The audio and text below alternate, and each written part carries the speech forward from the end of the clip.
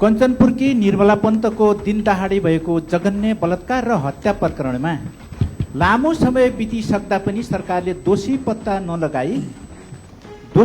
लगाई न्याय दिन नसक्नुको कारण के हो?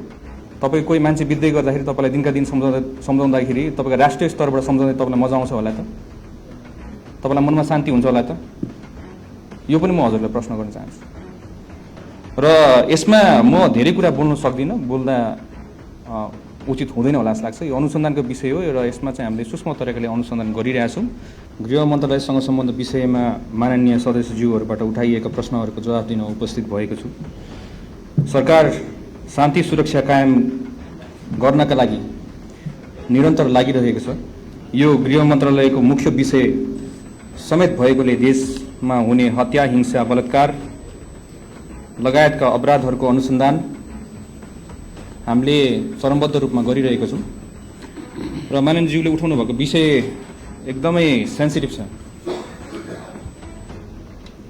यो प्रश्न म हजुरलाई पनि गर्न चाहन्छु, हजुरहरू सत्तामा हुँदाखेरि किन नगर्नु भएको? र अहिले हामीलाई आएर त्यो भारी पकाउँदै गर्दाखेरि म माननीयज्यूलाई के एउटा आग्रह गर्न चाहेँ भन्दाखेरि चाहिँ यो एकदम सेन्सिटिभ विषय हो। यो सेन्सिटिभ विषयलाई हामीले जहिले पनि त्यो एउटा आमाको घाउलाई कोटाको गर्ने हो कि सदनको मार्फतबाट उहाँलाई पीडा दिइराख्ने हो कि यसमा चरणबद्ध रूपमा चाहिँ सूक्ष्म तरिकाले अनुसन्धान गरेर यसको रिजल्ट दिने हो। तपाईँ कोही मान्छे बित्दै गर्दाखेरि तपाईँलाई दिनका दिन सम्झाउँदाखेरि तपाईँको राष्ट्रिय स्तरबाट सम्झाउँदै तपाईँलाई मजा आउँछ होला त?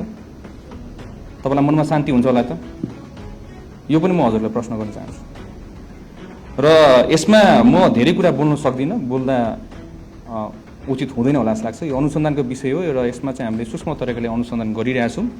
र यसलाई चाहिँ म सम्पूर्ण माननीयज्यूहरूलाई यसलाई चाहिँ अबका हाम्रो प्रतिनिधि सभा, अब राष्ट्रिय सभामा यो प्रश्न चाहिँ नउठाइदिनु हुन म हजुरलाई विनम्र आग्रह गर्न चाहन्छु। कुनै छ भने यस्तो विषय छ भने मलाई व्यक्तिगत रूपमा आएर सोध्नु होला, माननीय मन्त्रीज्यू यो के भइरहेछ कसो छ भनेर सोद्धाखेरि पनि फरक पर्दैन।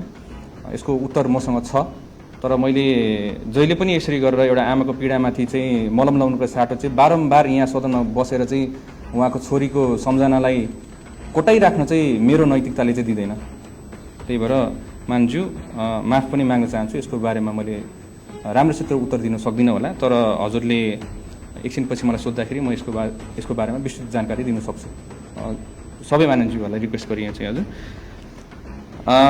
अर्को कुरा चाहिँ माननीयज्यूले उठाउनु भएको त्यसै गरी हाम्रो बेरोजगारी र गरिबीका कारणले युवामा बढिरहेको चरम निराशा जसले गर्दा हाम्रो एकछिन अर्को प्रश्न आएको छैन, पालो आउँदैछ। पूरक प्रश्न सोध्न चाहनुभयो भने विषयमा केन्द्रित रही पूरक प्रश्न सोध्न समय उपलब्ध गराउँछ।